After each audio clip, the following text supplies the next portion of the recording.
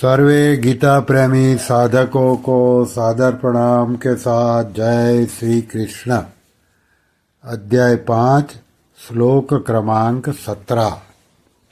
जिस स्थिति में सर्वत्र परिपूर्ण परमात्मा का अनुभव हो जाता है, उस स्थिति को प्राप्ति के लिए आगे के श्लोक में साधन बताते हैं। श्लोक क्रमांक 17। ततबुद्धस्य तदात्मानं तन्निष्ठास्तत्परायणाः गच्छन्त्य पुनरावर्तिं ज्ञाननिधूतकल्मषाः। अर्थात भगवान कहते हैं, जिसका मन तदाकार हो रहा है, जिनकी बुद्धि तदाकार हो रही है, जिनकी स्थिति परमात्मा में ही परमात्मा तत्व में है, ऐसे परमात्मा परायण साधक जाने के द्वारा पाप रहित होकर अपुनरावृत्ति यानी कि परम गति को प्राप्त होते हैं। व्याख्या। परमात्म तत्व का अनुभव करने के लिए दो प्रकार के साधन हैं। एक तो विवेक के द्वारा असत का त्याग करने पर सत में स्वरूप स्थित स्वतः हो जाती है, और दूसरा सत का चिंतन करते करते सत की प्राप्ति हो जाती है। चिंतन से सत की ही प्राप्ति होती है। असत की प्राप्ति कर्मों से होती है, चिंतन से नहीं। उत्पत्ति विनाशशील वस्तु कर्म से मिलती है और नित्य परिपूर्ण तत्व चिंतन से मिलता है।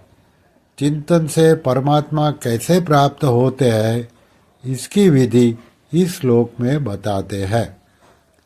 तत्बुद्धयः, निश्चय करने वाली वृत्ति का नाम बुद्धि है। साधक पहले बुद्धि से यह निश्चय करे कि सर्वत्र एक परमात्मा तत्व ही परिपूर्ण है।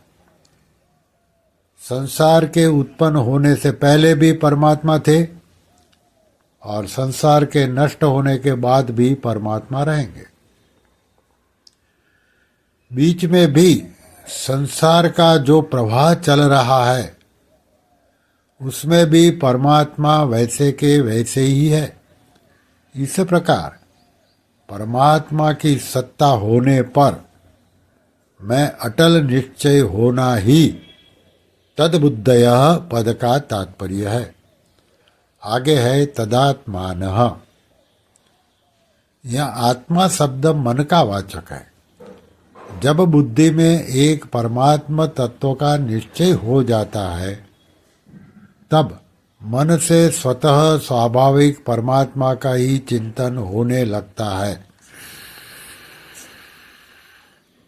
सब क्रियाएं करते समय यह चिंतन अखंड रहता है कि सत्ता रूप से सब जगह एक परमात्मा तत्व की ही परिपूर्ण है। चिंतन में संसार की सत्ता आती ही नहीं। फिर है तन्निष्ठाः। जब साधक के मन और बुद्धि परमात्मा में लग जाती है, तब वह हर समय परमात्मा में अपनी स्वयं की स्वतः स्वाभाविक स्थिति का अनुभव करता है। जब तक मन बुद्धि परमात्मा में नहीं लगते, अर्थात मन से परमात्मा का चिंतन और बुद्धि से परमात्मा का निश्चय नहीं होता, तब तक परमात्मा में अपनी स्वाभाविक स्थिति होते हुए भी उसका अनुभव नहीं होता। फिर है तत्परायणाः। परमात्मा से अलग अपनी सत्ता न रहना ही परमात्मा के परायण होना है।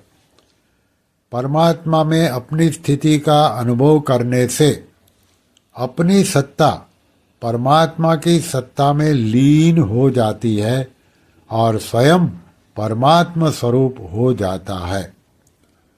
जब तक साधक और साधन की एकता नहीं होती, तब तक साधन छूटता रहता है, अखंडता नहीं रहता। जब साधकपन अर्थात अहम भाव मिट जाता है तब साधन साध्य रूपी हो जाता है, क्योंकि वास्तव में साधन और साध्य दोनों में नित्य एकता है। फिर है ज्ञान निर्धुत कल्मषाः। ज्ञान अर्थात सत असत के विवेक की वास्तविक जागृति होने पर असत को सर्वथा निवृत्ति हो जाती है और असत के संबंध में ही पाप पुण्य रूप कल्मष होता है जिनसे मनुष्य बंधता है। असत से सर्वथा संबंध विच्छेद होने पर पाप पुण्य मिट जाते हैं। फिर है गच्छन्त्य पुनरावृत्तिम। असत का संग ही पुनरावृत्ति यानी कि पुनर्जन्म का कारण है। कारणम गुण संगोष्य सदसद्यो निज जन्मसु। गीता के 13वें अध्याय का 21वां श्लोक। असत का संग सर्वथा मिटने पर पुनरावृत्ति का यानी कि पुनर्जन्म का प्रश्न ही पैदा नहीं होता। जो वस्तु एक देशीय होती है उसी का आना जाना होता है। जो वस्तु सर्वत्र परिपूर्ण है वह कहाँ से आए और कहाँ जाए। परमात्मा का संपूर्ण देश काल वस्तु परिस्थिति आदि में एक रस परिपूर्ण रहते हैं, उनका कहीं आना जाना नहीं होता। इसलिए जो महापुरुष परमात्मा स्वरूप ही हो जाते हैं उनका भी कहीं आना जाना नहीं होता। श्रुति कहती है न तस्य प्राणा उत्क्रामन्ति ब्रह्मेव सन ब्रह्माप्येति। बृहदारण्यक 4:4-6। उसके प्राणों का उत्क्रमण नहीं होता, वह ब्रह्म ही होकर ब्रह्म को प्राप्त होता है। उसके कहलाने वाले शरीर को लेकर ही यह कहा जाता है कि उसका पुनर्जन्म नहीं होता। वास्तव में यहाँ गच्छन्ति पद का तात्पर्य है वास्तविक बोध होना, जिसके होते ही नित्य प्राप्त परमात्म तत्व का अनुभव हो जाता है। श्री कृष्ण शरणं मम, श्री कृष्ण शरणं मम, श्री कृष्ण शरणं मम। ओम श्री कृष्णार्पणमस्तु।